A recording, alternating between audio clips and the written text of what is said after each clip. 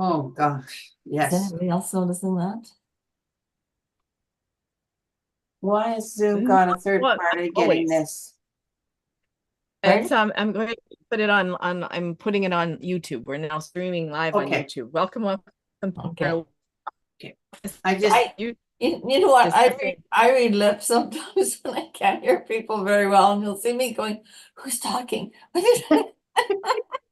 okay. Dorothy, Oh. it's Teresa. I have an old lap tower that I've been using for years, but I am going to a laptop that sits in front of me because it's new. Why is Zoom got a third What party always. getting this? I'm going to put it I'm putting it on YouTube. We're now streaming live on YouTube. Welcome to I just, you You know what? I read lips sometimes and I can't hear people very well, and you'll see me going, "Who's talking?" we're getting feedback. yeah. Is anybody hearing that noise? Yeah, that's feedback. Rusty's setting up YouTube for us. Oh, okay.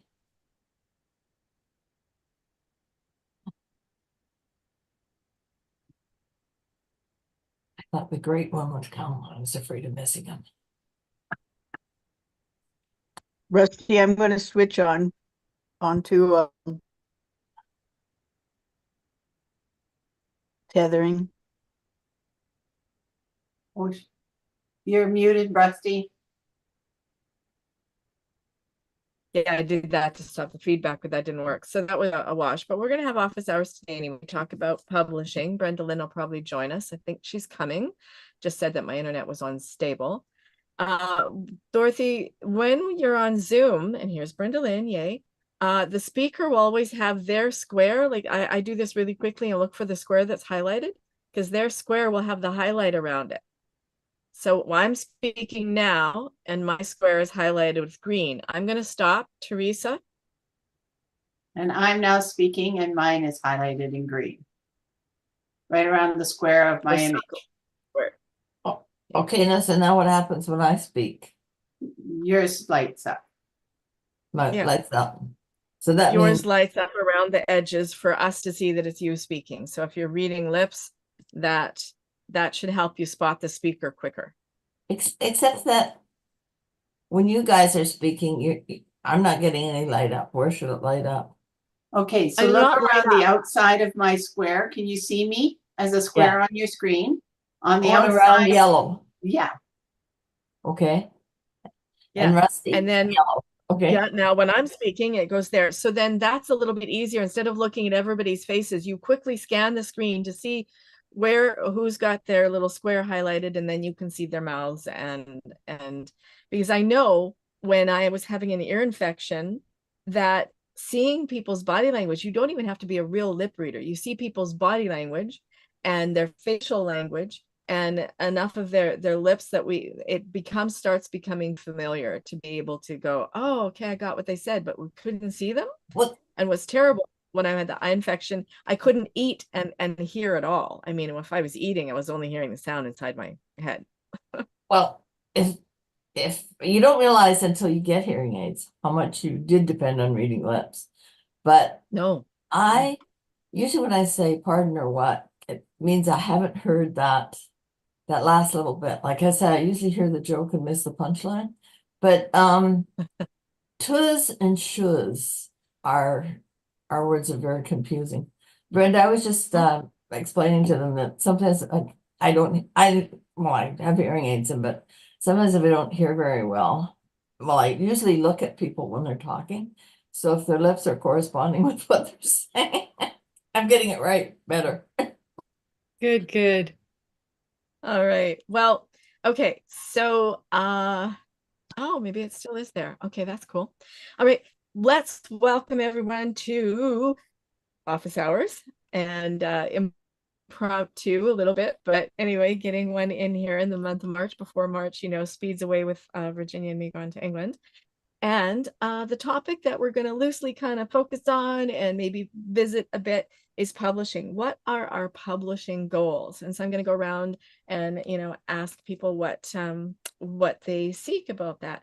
When I first started down this road, I was happy when I got a poem published here and a poem there and a poem there. And then I did my own chapbook. And then I was involved with 2 anthologies with 2 different writing groups with our poetry, and then some compilation books, 3 of them exact. And now I'm bound and determined to finish my memoir and have it out this fall. And I want to say it's never too early to start promoting, because I'll tell you a story about that shortly. So let's see, Teresa, your goals for your stories, your goals for your books. What are your goals, or do you want to even just ask some questions about the 3 different modes of publishing that are the most popular? My goals for my stories is to get them out there and get them read, and then get some feedback. So like a lot of these companies, you can request and you pay a fee for it. It's not really big, but you can pay a fee for it, for them to give you back feedback. And that's where I'm sort of at with just the story stuff. The book they take a lot of work, and I was wondering why I felt disjointed with writing Father Sky, Mother Earth. And what I've learned about it is, when I wrote my first book, I found my binder, and I had drawn every world, a map of every world that she was going to be working on. And I had written histories on those worlds for myself. So she already knew what her solar system looked like. And it was interesting to me to go back and look at, on Father Sky, I haven't done that. The story just started flowing, and it takes a life of its own. But I don't have an actual map of the world that she lives on. And so therefore, when you're trying to design a scene, it's not as geographically clear in your mind. So like you might get images of it, but you don't see it as an overall, like on a map. And so I have gone back to the drawing board with some of this. I'm designing her character, her gifts. I'm designing her mentor's character and his gifts. I'm designing Tao's characters and his gifts. So I'm going through all these characters and giving them their personalities, their base personalities, not who they're going to be as they grow and mature, but their base. And that's huge for me. So I know publishing's a way off. I'm watching what you've been doing with Ambika, which I just love. But I'm not ready to promote yet until I get these worlds done, because I think things will move faster. Yeah, the world building you're doing is amazing, and it definitely is taking it takes time, and you've got to apply rules to your world, and then you've got to stick to those rules in the world that you're building. And you are artistic though, and Christopher Paolini drew all of his own maps for his Aragon Dragon series and the Inheritance series. It's amazing what he's done with his maps, and even that they don't, your drawings don't have to be as pretty as that if you're not that artistic, but it might give you some ideas to look at his maps, and also to look at his legends. Like he, like how there's Trakkies that have Klingon, they've learned Klingon, which is really funny. I think is really funny.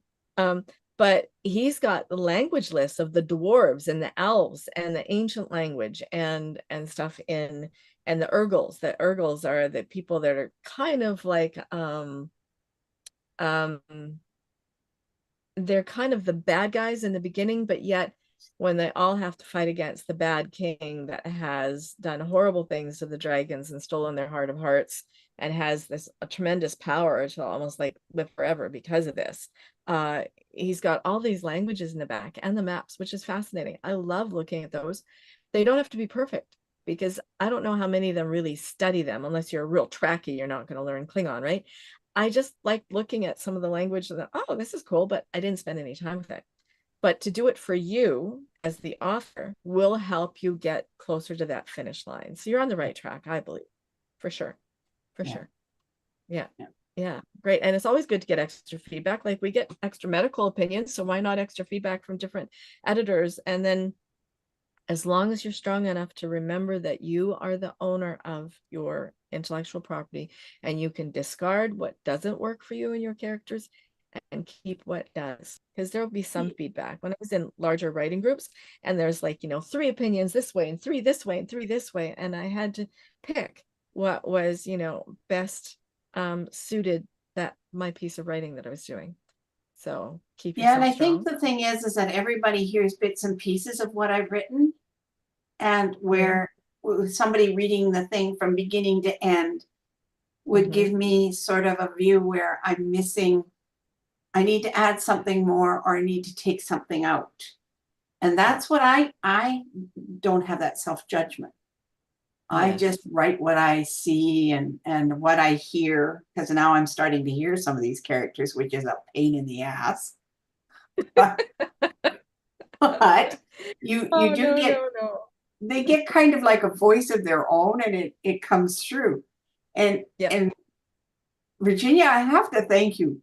My God, that first paragraph that you worked on has just lit me right back up again. I'd gotten drudged down in this story to the point where I didn't think it was ever going to go anywhere, and I was ready to set it on a back burner and just leave it. But having you walk through some of it and highlight it and make your comments, my goodness, has that made a difference for me? Because now it's starting to feel like it's got a life again. That's awesome. Totally awesome. Yeah, well, rock on with that. And I got to thank definitely- Rusty because she did that first. Yes, I love doing that for sure. And then Virginia is very good. I mean, she is an amazing editor when you give her precisely what you want, or if you are willing to give her free reign, she's excellent at that too. We have stories about Well, that she's for got free sure. reign. Yeah. Oh yeah, she's got free reign. That's good. Well, she's going to have free reign with my book, because I'm going to make sure that she has it months ahead. And then all of a sudden, when it's not a whole lot of time, if she's procrastinated all, then she doesn't have free reign anymore. All right. So let's let her have her coffee there. I'm quite meticulous I'm quite meticulous when it comes to editing. So you have to like that style, or don't show it to me, because I like it. I like it to make real good sense, flow, have transitions, not lose your reader because the words or the little backwards, or there's something missing. I would be a great technical Oh, shoot. What is it? Yeah. You're breaking up. She would be a great technical editor. Yeah. too, because when they giddy most of the time. Yeah. Yeah. Yeah. Does that help? Yeah, if you put your phone by the window, sometimes that helps, closer in between your iMac I did. I and the put it window. right against. Yeah, I put Okay, it right perfect. against the window. Yeah. So Virginia, let's talk about your publishing goals. Well, because I've got 3 different types of books, like one is fiction, one is my memoir, and one is a book for I don't want to say Christians, but people who have been in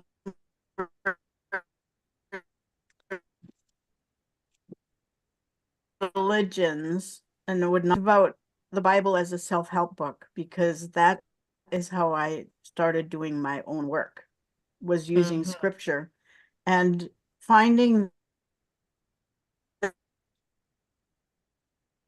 that really the basis of all yourself. What do you do to heal yourself? What do you do to become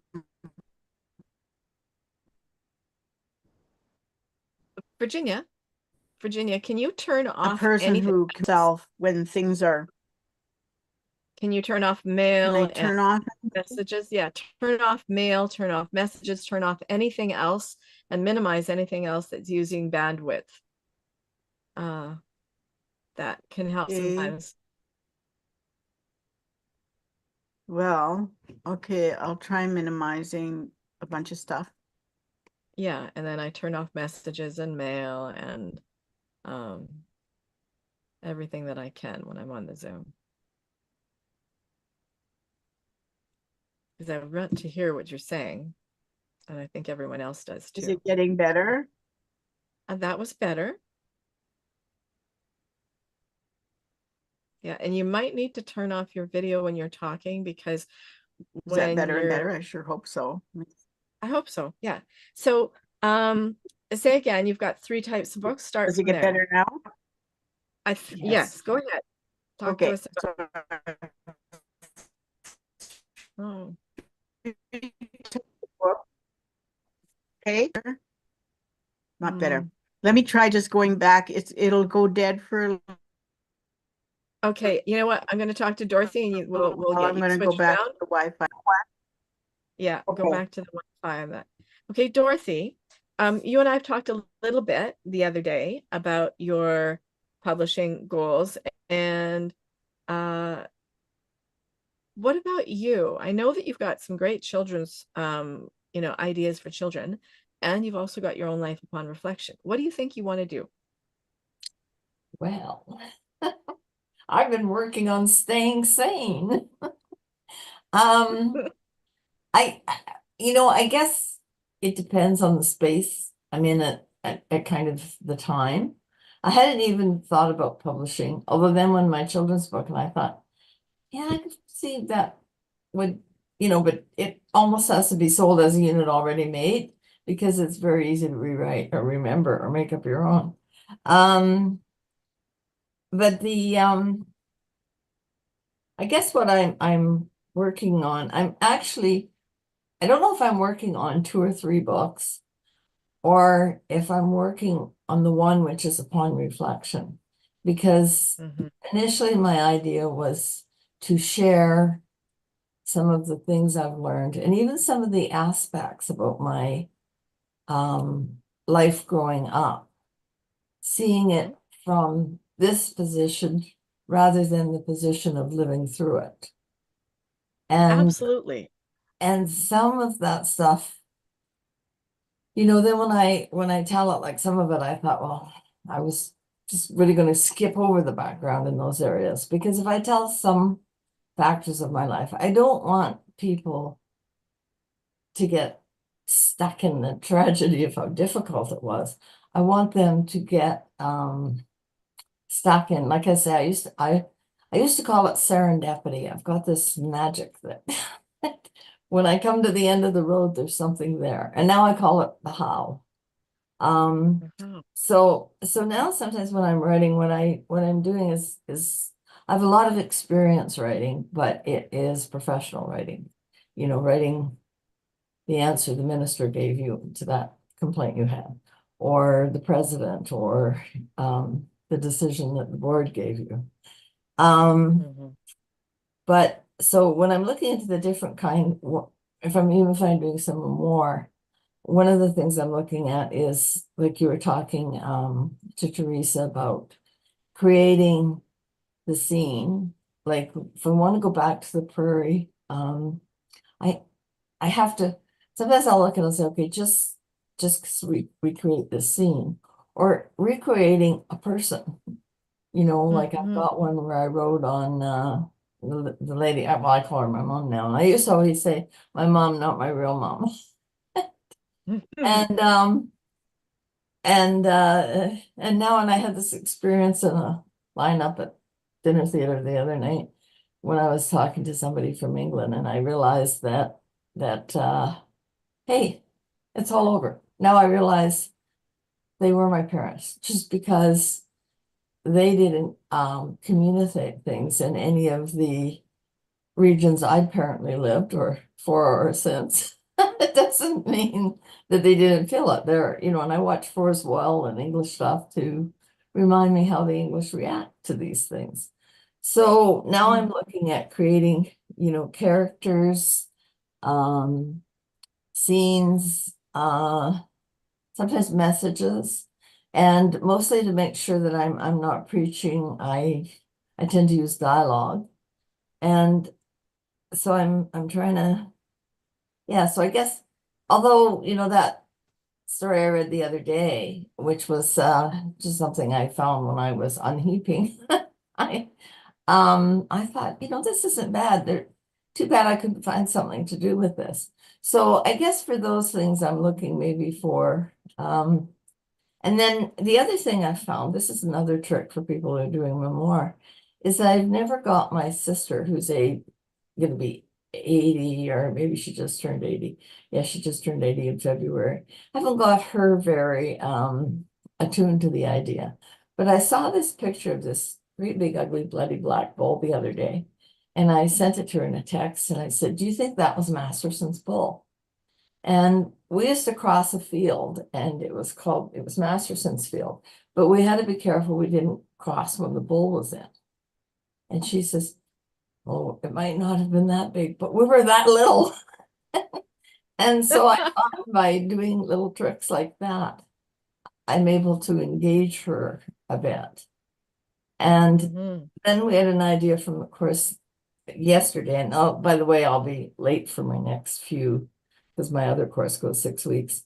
We're in writing to the character, speaking to the character that we're writing to as we go along. And so I am going to not necessarily do a picture of them, but do something that formulates to them, little tricks, like I guess Mhm. like when I went to law school, they said, when you have a file or something, always brief the other sides first. And so I guess basically kind of brief their story, and then you come back and find the test you have to meet to win. And then you give yours. And so I think that in writing would be good. Yeah. I am wondering, because you have that skill, why not mine it? And the piece that you shared yesterday in the Writers Workout Wednesday was brilliant, absolutely brilliant. And I'm wondering if the way that Chandy, if you ever met Chandy in the State Street, she was writing fictional stories about injustices done to women and girls in all these different cultures, and she was writing this beautiful fiction about it. But what if you took and some of the stories that you have, some of the experiences you've had, and you do that same kind of writing that you did yesterday, you shared yesterday, and you put yourself in the mind of somebody else, and then you could have a series of books. Your Upon Reflection could be some of the things you've learned from your own life that you want to share, looking back and now what I see, because you talked about the how, there's serendipity, the thing that happened at the end of the road that made everything else worthwhile, or made it, like if you send me that thing that said life should ask at the end of the day, do you want to save this, or and if you were to put those kind of pieces together, that would be amazing. And that would probably give you license to do that, to say that, upon reflection, from my limited experience from this one body that I've been granted, I put, this could be a forward, I put myself in the shoes of other people, the plastic shoes of a First Nations young woman that,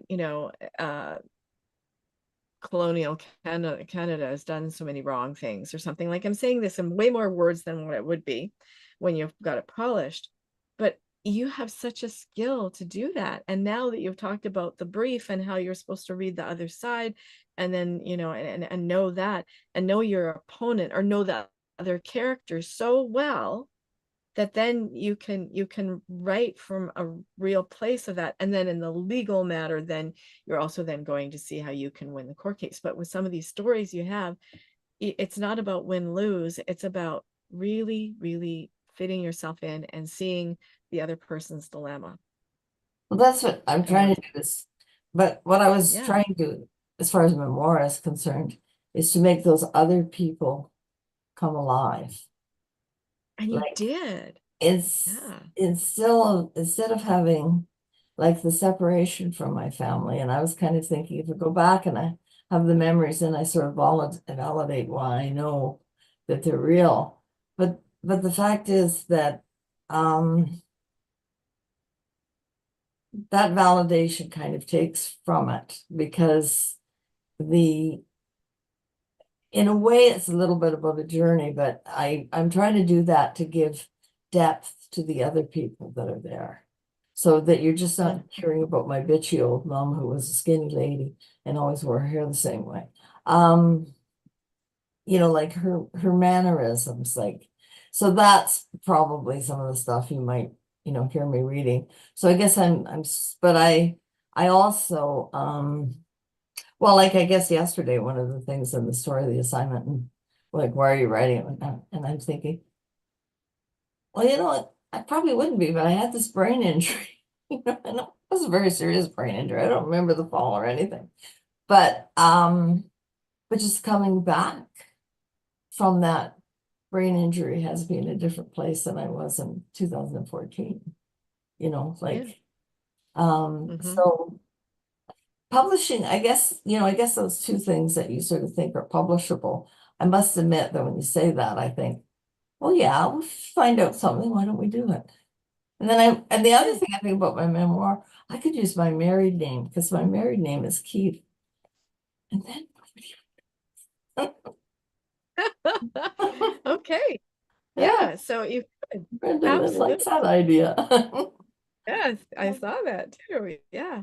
So, well, we can definitely talk about, using another name but I know the type of book that you want to write now, and I've seen what you're capable of with writing, and you have the experience behind you that your brain cells will call forth when you apply yourself to it. The most important thing is, do you enjoy the process? Because now that you have worked your way back from that brain injury and you are using writing as a tool to retrain your brain, which we know from Dr. Norman Doidge talking about his father, you certainly can. You can achieve amazing things after a brain injury. Like his father had a brain injury from stroke, and when they did an autopsy after he died, after years and years of what looked like full recovery, they found that the part of his brain that had been affected by stroke was still as damaged as ever. He had just retrained his other parts of his brain, and the neuroplasticity of the brain is so amazing. I applaud you for being determined to continue excelling and learning, because that's what makes us wealthy, is that drive to continue learning. It's not money, it's not affluence or whatever. It's that drive to continue learning that will keep us abundant in all the ways that matter. Well, that's one of the reasons why I write, or again, like, I guess one of the big reasons I'm back writing now, or at least writing in groups, is that when Dawn's cancer was terminal, she said, "What are you going to do when I'm not here? Like, how are you going to get your life back?" Mm-hmm. Yeah, so you need something for you. Mm-hmm. I'm glad you're here. Yes, I know. The tears come so easily for you, and that's something to allow yourself. My tears are just about immediate things. So she's still Mhm. immediate. Yeah. Yeah, you are there for each other. Yeah. Sorry about that. No, never apologize for tears. Never apologize for It's tears. the squeaky voice. Not the tears that bother me. Okay. Oh, yeah. Okay, you're back.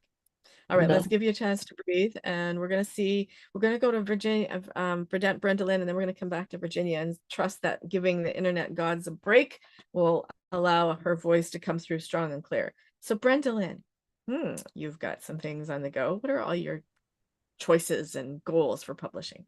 Well, I do. I have my three really, right? Because come September, will be published in the anthology. Mhm. So that's been big on my hit parade right now. I'm late because I was in the hot tub and lost track of time. I was in the hot tub writing in my little writing book, Wow. for little bits and pieces of my short chapter there. Anyway, I would like to definitely be a published author and working on my memoir for that. And I am going to use my real name. When I first started talking about this, remember, I said Yes. I don't want to use my real name because people don't need to know my business or that it was my business. But after Yeah. talking with Pam Rader, Yeah. who wrote her fantastic book, Yes. um, Through the Cracks, and talking to her, it's releasing my truth, right? And so if the truth will come out no matter what, so why not be forthcoming with it right away? So I want to do that, and of course work on my manuscript for my kids with autism. So I have those 3 things that I'd like to have published. Yeah, awesome. And you're well on the way. Woohoo. All right. Okay, let's go back to Virginia. And I'm so happy that you're going to use your real name, because there can be some regret about not using your real name if you start out that way first, because then you're going to have a body of work. And I think you're just beginning your writing life, because you've got your memoir. That is the first part. And then you've got your memoir with Lovey. And then you've got, your book for about children. And then you might have a book there then for teachers. You might do a separate book like for parents of things they can do, workbooks that will go along with that. It's you're on the way. It's awesome. Awesome. you. So excited for you, with you. Thank you. Yeah, we're going to Kelowna in September, Virginia. We are. Woohoo! Yay! Thank you. For We're gonna real. see Gab. Hey, baby. Okay, awesome. Well, Virginia, let's come back to you. Okay, can you hear me now? Sounds good. Go for it. Okay, maybe I shouldn't move or breathe. Okay, so I have 3 books. One is nonfiction.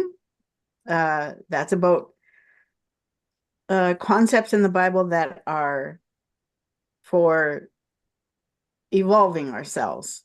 Basically, the first self-help book. There isn't anything new under the sun, and anything that science has discovered, they've really uncovered, because it was already talked about in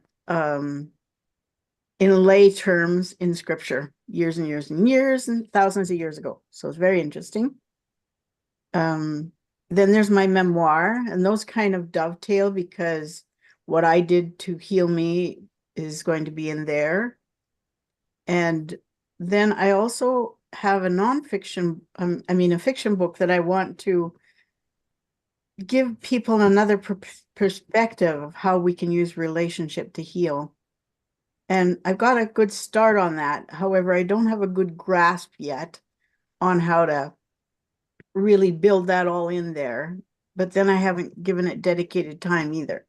So, and for the Christian book, or the Bible book, or the scripture book, I've thought of several names that come out as 100%, I think.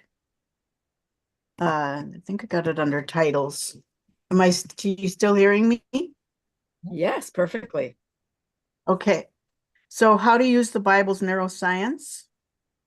And these come up as Top rated titles. yeah. So How to use the Bible's neuroscience. Are you in receiving mode? How to use the Bible's neuroscience. I'm thinking of doing a whole series of small books too, but maybe I'll do the big one first. And I'm going to use a hybrid publishing. There's a publishing house that is devoted towards Christian literature. And I've talked with them, and I would have to pay them something, but they would promote my work everywhere, not just in Amazon, but they would promote it to all the Christian organizations. And I think that's worth paying for, because I want my book to get out there wide, deep, broad, everywhere, because I think it's really, really important for Christians to read, because there can be so many rules that, not to say anything about a Christian community, they're wonderful in so many ways. However, when people get stuck in thinking of the rules only, they miss the principles, they miss the meat that is about really, self-healing. And that's what Jesus was talking about, and people don't get it. They think it's just prophecy. No, it's not. He was talking mainly about healing. So that's probably the route I'll take for that book, is the hybrid publishing. And I don't know about the other ones, like maybe if I could do them as like a kind of a weird trilogy, because they wouldn't be one building on the other. They're connected and interconnected in many ways. Never thought of that before. Just now as I'm talking, that came to me. So that's a thought too. Like it could be a trilogy that people really get the sense from those three different perspectives. And one other thing is I've always dreamed of creating a book that is totally different than any other book on the market in the structure of the book. Like books are usually spined and they are so many pages and they're all cut and nice. And I've thought of doing spiral bound so that, and or you can print it off and put it in your own binder, add your own journaling pages, and a kind of a different way of doing a book. And so that's still on my clipboard. And I think it would go over well because people wouldn't have to have a collection of things to do workbook. They would have the story, like the writing and the workbook kind of combined, and references to index and all kinds of things. I like thinking like that. So Yeah. that would be unique because I've never seen one of those ever. Thank you. I'm so glad we could hear every word clearly. That's awesome. So there's different books. And then, yeah, what a great idea you just came up with now. I think that's the wisdom of the collective consciousness, that ideas occur to us when we're in a public discussion or discourse that don't occur when we're by ourselves. Just like we can't really know ourselves well without being in relationship, our characters become more real the more we're in relationship with them on the page, and characters real or fictional. But I love the idea of you connecting your three workbooks kind of loosely, that, you know, they build upon each other. And so maybe they're not a trilogy in that connected stories, but they're going to build. There's going to be an introductory one, an intermediate one, and an advanced one, maybe. Maybe that's how. Yeah, and I was just thinking that my fiction book is kind of like in the style of what is it, James Redfield? Is he James? Yeah, it's James Redfield, A Celestine Prophecy. Yeah. Okay, I got his name right.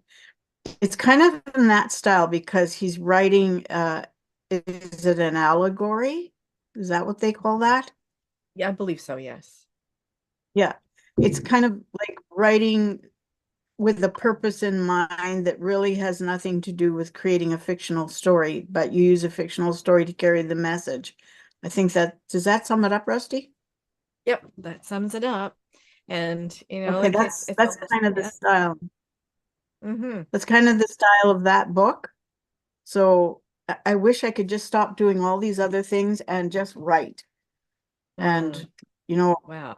so number one, I want to have a little house over there in the trees. I can't be seen. The main traffic does not cross in front of me, doesn't march through my office like this. Doesn't come over and stand here thinking, well, if I stand here long enough, maybe she'll talk to me. I'm so looking forward to have, and even if I can't do that, guess what I'm going to do? I'm going to have a little shed where I take my computer and I have a little heater if it's a cold day, and I'm going to go out there and I'm going to call it something. What do you call is yours a she shed? She shed? Yeah, the big, The she yes, shed. that is, yeah. The big Yeah. question I have for you, Virginia, is what color of door are you going to paint in your she shed? It's going to be red. And it's going to say, stay out. You know, that's right. Writer Stay in out. residence. Yeah. Writer in residence, I have a gun. A water gun, maybe, but you have a gun. Oh, I think you're frozen. Well, at least we got you for that long. That was awesome. Oh, wow. Great. It's awesome. That's good. That is totally awesome. Yeah. So paint up, you know, stay out, beware, stay out, in the letters that are drippy and scary, like Halloween letters, Halloween font in black, the red door. I The like it. welcome, I like instead it. of a welcome mat, it could say go away. Ah, yes. I have a friend who has a mat that says that, go away, not welcome. That's true. That's a good one, Brenda Lynn. I like it. So the Yeah. 3 mode publishing. Yeah, go ahead. You're welcome. It could say, you're welcome to walk away, walk back the way you just came. Oh, good one. Yeah, that's a good one for sure. Okay. She's on a roll now. Yeah, and I'm gonna Okay. have a little flag up there on Mm-hmm. top of the shed, and the little flag, if it's up, it's stay away, and if it's down, I'll take company. Oh, yes. And the burning question for me over here is, does that apply to your editor, sister, coach, writing coach? No, never I- her, never her, just the men, the chickens Maybe- that come out. You Maybe just you'll- might hide there. Maybe you'll get half-mast. You need a sign to tell what the flags mean, though. Yeah. I Because could Now, say what I bears, do- come in. Yeah, that's right. A flag. What I I could would say do, bears of creamy. I Go could ahead. say bears of creamy, rich, creamy coffee are welcome for 5 seconds. That's funny. Yes, bearers of rich, creamy coffee are welcome for 5 seconds, no more. Anymore, and you can be shot with the water gun. Okay. The way that I would enter if I so deem to go there, because when Virginia has so many calls upon her that I just do not. I actually make a list of all the things I want to tell her so that, when I do get her, I can like it all out, because she has so many demands on her time and attention. But if I was to go and enter the she shed with the red door, oh, excuse me, I would go in quietly, and I would sit there and I would busy myself doing something that I needed to do until she was ready to talk. I would just be busy and stuff until she was ready to talk, until she had a space to talk. Unlike the men who do stand there with their needy energy and stuff. So that also brings us to then, do you all have a space? Like Brenda Lynn has her she shed. And Teresa, uses the phone kind of as a barrier and says to the people that call, I'm in conference, I'm in Rusti's class. So that's kind of, her boundary that she does. And Dorothy, how do you monitor and keep your space, your writing space, sacred for you? Well, occasionally I point out I have a house. Permission to enter. I mean, I'm the only one that has to ask for permission. It seems everybody else comes and goes as they need. But I am refurbishing my office, which Dawn's now got her own office and a custom hand built by a carpenter desk, which keeps her motivated to that room. Mhm. And then I've got, the sunroom and stuff. So for me, sometimes it's getting away or getting in the space to write or the purpose to write and about the using another name. I'm thinking about that for memoir. It's not my story I'm afraid to tell. I'm just afraid getting sued if I tell the truth about other people. So Right. or Well, hurting someone. I signed up for Legal Shield I yesterday. understand that. Yeah, and that's true, Dorothy, for sure. Virginia just said that. And I will be talking to one of the lawyers about certain aspects of my book that I want to tell the truth. And people who will know that part of my life there will be able to put some things together. So how do I do that and be safe? So yeah, I've got some serious questions to ask about that, because I'm using my name. I'm absolutely using my name without a doubt, but I need to be careful. You understand that for sure, because you have legal background experience. There's 3 modes of publishing. We haven't really talked about that. So people have, but the self-publishing is where you do it all. You are doing your writing, and hopefully not you're doing all the editing by yourself, but definitely there are courses and workshops that I have and will offer again about how you can self-edit. So there's less editing work for your editors. There's lots of tips and tricks and things that you can do for that self-editing. So self-publishing, you're writing, you're organizing it, you're doing your best to structurally develop it, you're doing your best to create the developmental flow, and then, you know, the copywriting and the proofreading. And then you do need to have somebody else for that. That is one of the 15 things that was required when I was on the board of the Professional Writers Association of Canada. In order to take a self-published author, they had to meet 5 of the 15 things minimum to be accepted as a professional writer if they'd self-published it. One of those 5 absolute non-negotiable items was to have it professionally edited. There are things that we will always miss on our own, but we can make it a lot easier for the editor learning some ways to self-edit. And then after that process, after you have it proofread, copywritten, you make sure that you're not going to be liable for slander or open yourself up to litigation. You then want to decide, you know, like earlier maybe even, but you're going to do your design and your layout. And if you don't have those skills, you're going to need to hire someone. You can still self-publish and find your own people, or I can refer you people. The designer I work with, I think she's absolutely phenomenal. And then I know some others that, you know, if there's something that doesn't, you know, mesh with that, I know other designers, but there's one I predominantly use. She's done 80% of the books and the authors that I've worked with on my website. And I have about 4 covers to add that I haven't done. It's not on the list. Covers, book covers. I got to get caught up on that. Thank you very much. And then after that, then I have a 14-step guide for self-publishing on Amazon. That is another step. Can you do the uploading? Can you do that? And the Ingram Sparks, where your book will go then further than Amazon, which is awesome. Tina Clipston does all of that. And then after that, there's the marketing. So those are, I might have missed a few little mini steps or whatever in there, but self-publishing, that's your self-publishing route, is hiring some people to do some of those things that you can't do, but that's still not a hybrid because you're not paying one specific company to do that. Now, there are hybrid publishers that are on my 11-page resource article on self-publishing, the pros and cons of self and hybrid and traditional publishing. And there's hybrid publishers that will take a lot of money and do it all for you. I caution against using hybrid publishers that will just take your book and charge you the big fee and not choose you or not, you know, put you through an editing process. You want, in my opinion, you want the hybrid publishers that are in it to make money and will share more of the costs with you and will share the work with you.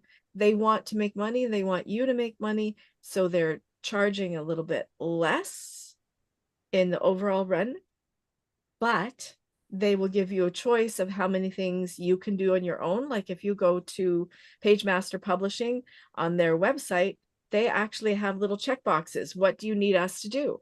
And then they ask then for the length of your book, the word count, what kind of circulation you want to do, and all of this. And then they'll give you a rough estimate of what it's going to charge you to work with them. So they're a fairly good hybrid publisher. And for Virginia, me, Teresa, they're local to Edmonton. They're in Edmonton and they do small print runs. So they're awesome that way. And you want those hybrid publishers that are going to choose your book and possibly reject it. But at least if they're choosing it, those ones that want to make money and do that more of that split, that's in my resource article, then you know that they are choosing you on the merit of your writing. And they're not just charging you money just to get another book done to make their money. That's where I'm going with that. Now, the traditional publishing is, do you know your own expiry date? Because it can take a long time to find and secure an agent and or a traditional publisher. I suggest for a lot of people, you want to probably do your first book self-publishing and market the bejeebers out of it. Find the hybrid company. If you don't want to do the marketing, like Virginia found one, find the hybrid company that does an excellent job of marketing. And here's where my story comes about. It's never too early to start marketing. Follow your intuition. People who read, people who carry books around with them in a coffee shop, talk to them. On Tuesday, Virginia and I went for a massage, and then they led us to some tables where we were doing an evaluation of the massage because it was a student clinic. great deal, by the way. And Dorothy, if you want to go there, we can refer you and you get $5 off and we get $5 off for referring you. It's $30 for a massage. And they're awesome. And they're on the south side. So I come out and I sit down at the table and I notice this woman has a book. And I noticed the author of the book and I went, hey, that's the author of The Glass Castle. And we started talking about the book. Turns out she runs a book club in her house. And I said, do you like reading memoir? Did you like The Glass Castle? And she said, yes, our whole book club loves doing that. And I said, well, I'm going to be finishing my memoir this year. You are? And she said, can I get your information? When I told her just the title of it, so always have your title ready, a little log line ready. And she said, oh yeah, oh, we would have that at our book club. Would you come? We're in Spruce Grove now. Was that a problem? And I went, I live southwest of Stony Plain. I could go to Spruce Grove easily. It's funny. Edmontonians and Spruce Grove people think it's like going to another province, but it's only like about 20 minutes away type thing. It's funny. We get so insular in our city and our areas and stuff. So she, oh, I get to tell my book club that we have an actual author coming. And I went, yeah, I'll come. And meet inside, I'm going, one book club down, mother, another 50 to go. And I will have this little Mogson Telegraph everywhere with my book and people reading my book. So it's never too early to start marketing your name, your book, your intentions, and contact book clubs and say, hey, I've got a book coming out, and I just wanted to get my name in your radar list. And this is the approximate date of publishing. And maybe you can put me in your list, because some of them plan their books a bit ahead of time, so people have time to read them. So that is my little marketing story. So traditional publishing, pros and cons again. They do not do the marketing for you that they used to do. On your query and your book proposals, if you have to do a full synopsis, a full book proposal, for nonfiction you do, for fiction you don't. So that's an advantage for Teresa. She doesn't have to do a full book proposal for a fiction book. And that's also for your fiction, Virginia, you don't have to. But all of them, like 99% of the ones I've looked at, their submission guidelines for agents and publishers, they want to know your marketing platform. They want to know that. And so while I'm walking the El Camino, I am going to be marketing my book. I'm going to be talking, I'll be doing some Instagram lives and some Facebook lives and some Instagram stories and reels and all that jazz. I'm going to get better at it. And I'll be talking, oh yeah, I was editing this part in my head today and thinking about, how I married the man who raped me and my virginity. Like, rape cancels out virginity. And I'm thinking about how I can now write about him with grace and forgiveness and compassion, for he was a wounded soul and we had a soul contract. Is that going to interest some people in that? Possibly. Who knows? But I'm going to be marketing my book as I walk and building up that audience. And I'm going to self-publish my first book. But the other thing, and I haven't said this out loud anywhere, is Tom Bilyeu is one of my favorite people on YouTube. He's got a YouTube channel called Impact Theory. And he's got a t-shirt that says, everything is my fault. And I like that. I adopt that philosophy because I'm the common denominator in everything that's happened in my life. Everything. I also used to have at the bottom of all my emails, when I was doing a newsletter for the Stroll of Poets for 2 years, my favorite quote by Erica Young: take control of your own life. A terrible thing happens. No one to blame. People would respond to my newsletters going, great quote. And there were 3 or 4 that went, you take that damn quote off there. And I'd innocently ask back, you feel pretty strong about that. What's that about? Because I knew that it's like they wanted to stay in victim place. And for me, I adopted that quote because I wanted out of the victimhood place. And so Tom Bilyeu with his t-shirt, everything is my fault. Some people have a goal to be interviewed by Oprah about their books. I have a goal to be interviewed by Tom Bilyeu about how women have power in relationships.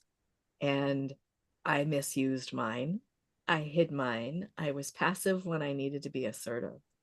And that is possibly the underlying theme of every part of my memoir. So think about, where are the people that would be your audience? Where do they go? and start building your platform. If you're seeking traditional publishing down the road, start seeking and building your platform in all the many little ways you can. And I love brainstorming about that, where you're going to find your audience, where you're going to find the big umbrella of the people that talk to your audience. Where are you going to find those? Love that. So we're coming close to the end. Any last thoughts about publishing goals or publishing options? And I'll go around so we're not just guessing here. Virginia, you look like you're ready. Any last thoughts in publishing and options? Well, I have a few thoughts. Like it comes back to that mother goose, and I think first of all of Brenda Lynn, because you've got the autism. There's autism societies, the stateside, Canada side. There's probably other autism organizations, blog posts and stuff, where you could maybe secure a podcast that you're advertising your book to a lot of people. It's coming up. Contacting them and saying, how many books would you like to have in your waiting room? I'd love if you would sell them, you know, and you can keep the money for anything you sell over above the cost is yours to keep, like that. Then maybe that sort of thing. And I'm thinking too of contacting, like in my case, contacting women's church organizations, going and speaking at some of them, you know, that are nearby, and maybe end up speaking on YouTube to other ones that are for getting a sense of what these Christian women are looking for, and then I can maybe add some of those perspectives to my book or answer some of those questions because I might not have thought to answer them. So I'm thinking along those lines. That's why I desperately need my little she cave cabin so that I can concentrate on these things for me. So those are just some of the ideas that I have, you know, and once again, like and along the publishing line, I've also thought prophecy is readers. And his pre-readers, he always asked them to jot down, scribble down the page number, exactly where they stopped or glitched on the book, you know, lost interest, could move away, or you know, when they were able to put the book down effortlessly, then he knew there was something there he needed to change and fix. And if they had trouble putting the book down because they had to go do something else, then he knew everything was good, you know. So I think having pre-readers and offering to be pre-readers for each other is a great option for starting our editing process, so that we all are aware of that technique. Like I was really engaged, I was zooming along, and right here, you know, something happened, and then we can note that for each other, and then we can all improve our book, you know, and make it really good, so that by the time we do seek publishing or editing, the end editing, that we're way ahead of the game. So those are just some of my suggestions for us. Awesome. Thank you very much, Virginia. Brenda Lynn, I was also thinking daycares and education departments in universities to go speak there too. Yes, Okay. for sure. Yeah, daycares would probably be very interested because they're in the trenches with kids. And if they're having problems with some kids, they probably like to, you know, put your book in the entranceway so that some parents might look into it, or they could say, I'm finding this book really helpful with the kids here. It's something, you know, it's not necessarily about any kid here, but it was really helpful for me to read this because I learned techniques that just make kids feel at home and comfortable. Like there's just like endless daycares everywhere, and I think that's an option for you too. For sure. For sure. Yes. Part of the awesome. grand goose. Yeah. Teresa. Oh, this We have to go. Oh, Oh, Yeah, actually, somebody I've got to go. decided I've to got to go. go pick her up here and I'm going to be late as it is. So I'm going to slip Okay. out, guys. This was great. And thank you all for a chance to input. Dorothy, I know where you're coming from. Just remember that it's not healing, it's a journey. Yeah. Mm-hmm. Thank you, Teresa. Yeah. Thank you. Take care. Glad Have a you were good day, here. Teresa. Yeah. Have a good day. All I right. just So jumped on. I was afraid you were ending it. I just had a couple of ideas on the marketing, maybe for Virginia. One is hospice areas, or maybe nursing, or I know a lot of the stuff that I've taken on caregiving, or some of the spirituality type of stuff I've taken through Sacred Art, and they basically train hospice people. And I thought even like going for Wellspring and stuff like that, I know they wouldn't, because they're afraid of anything that has anything to do with religion. But I guess caregivers, those often you're looking for that kind of, and there's a caregivers association most places. And another on marketing thing for you, Russ, or for I guess anybody, is I looked up that just like Christine Hanna, that book I was telling you about, The Nightingale, and I looked at her website, and one of the things that she had was ideas for questions to provide to a book club. So she had, the book club wants to read it, and one of the things she'd done is she changed the person that was telling the story and asked a question about, was that disturbing for you or something like that. So those were just two ideas that I thought maybe for marketing that might. yeah, that's great. I definitely Awesome. like those ideas. So thank you, Dorothy. Okay. Well, that ends our hour and a little bit. Thank you all for hanging out with me. And Wait a what? sec. I have a question. What kind of books do you want? Like I'm having to unheap.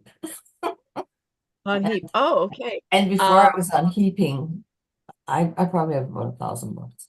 So well, we would dedicate a part of our library to Dorothy, because we're building a library shed with a loft and up and down and oh yeah. So well, I was asking that kind of as a general question, like what is it?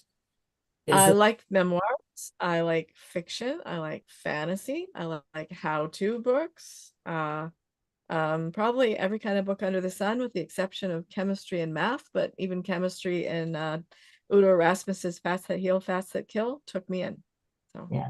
And anybody else? yeah. Anything you're looking Virginia is looking Yeah, for well, Sylvia I'm with Brown, Rusti. Barbara O'Neill, Sylvia Brown, Who?